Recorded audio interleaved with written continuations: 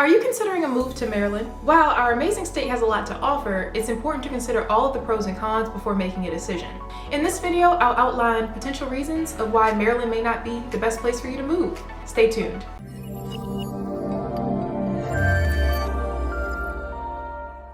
Hello everyone, welcome back to my channel. If you're new here, my name is Audrey Rozier and I'm a realtor in Maryland with a specialty of the Central Maryland area. In this video, I wanted to discuss some of the reasons why Maryland may not be the best fit for you.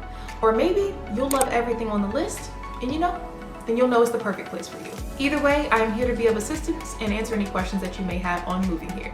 Just a quick disclaimer, the items mentioned in this video are not my personal opinion, but rather the result of a ton of research on my part. So I will link the resources down below that I used to formulate this video. Now let's get into it. First and foremost, let's talk about the cost of living here.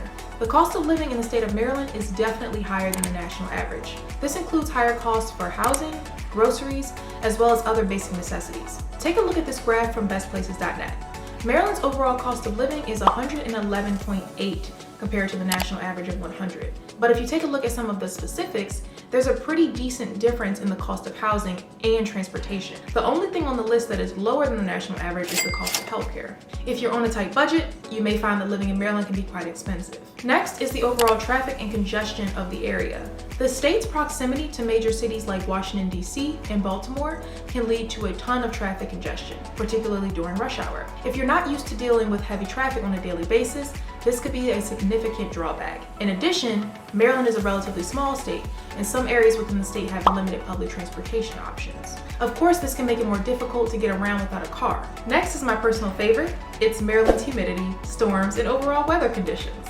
Maryland can experience some really high humidity, and it's occasionally very stormy here, which I get can be unpleasant. Our humidity feels really sticky though, and I realize that could be really dangerous if you're not familiar to how your body reacts to that kind of heat. If you're not a fan of the hot and humid weather, you might want to consider moving to a different part of the country. Maryland can also experience strong thunderstorms and occasional hurricanes, which of course can be very disruptive and dangerous. Those natural disasters sometimes cause power outages and flooding.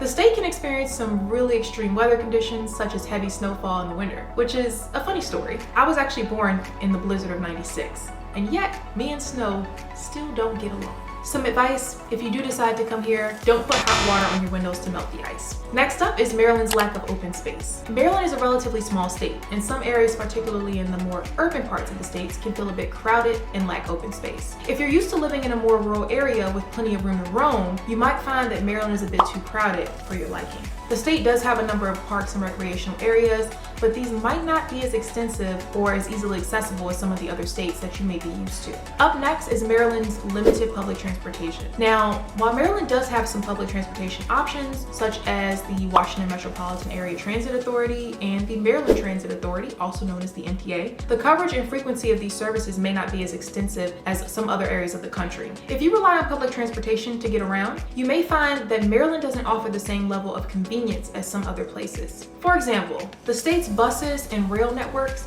might not be as extensive or well connected as it is in some of the larger cities you may be used to.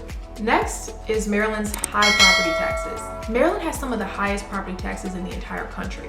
Not to mention earlier, we discussed the median home value and overall cost of living is a bit higher as well. If you're considering buying a home in Maryland, higher tax bills is something that you should be prepared for. Next up is the limited job opportunities in certain areas within Maryland. While Maryland has a really strong economy overall, job opportunities may be more limited in certain parts of the state, particularly in the more rural areas. If you're looking for employment in a specific industry or location, you might find that Maryland doesn't offer the same range of options as other states. The next one on the list is very common, the potential of coastal flooding. Some areas of Maryland, particularly those areas that are alongside the Chesapeake Bay, are at risk constantly of coastal flooding during the storms. If you're considering living on the water or even near the water in one of these areas, you should be prepared for the possibility of flooding and the need to evacuate. Sometimes during severe weather, those things happen. I realize that this can be a major inconvenience and potentially dangerous if you're not prepared for it.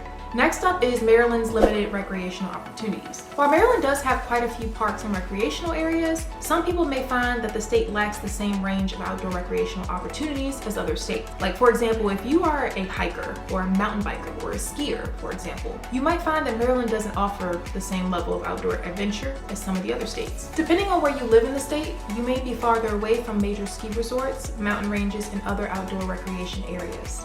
These are just a few potential reasons that someone may not want to move to Maryland. Of course, every place has its own unique pros and cons, and what might be a negative for one person may not be a concern at all for somebody else. So ultimately, the decision to move to Maryland will be dependent on your individual needs and preferences, and of course your priorities. You'll want to take these factors into consideration though, because they may impact your overall quality of life. That's all I have for today's video. If you have any questions, please don't hesitate to reach out to me. I will be happy to be of assistance to you or anyone that you may know that is in need of a real estate advisor. The link to schedule a call with me is down below. Thank you so much for taking the time to watch, and I will see you on the next one.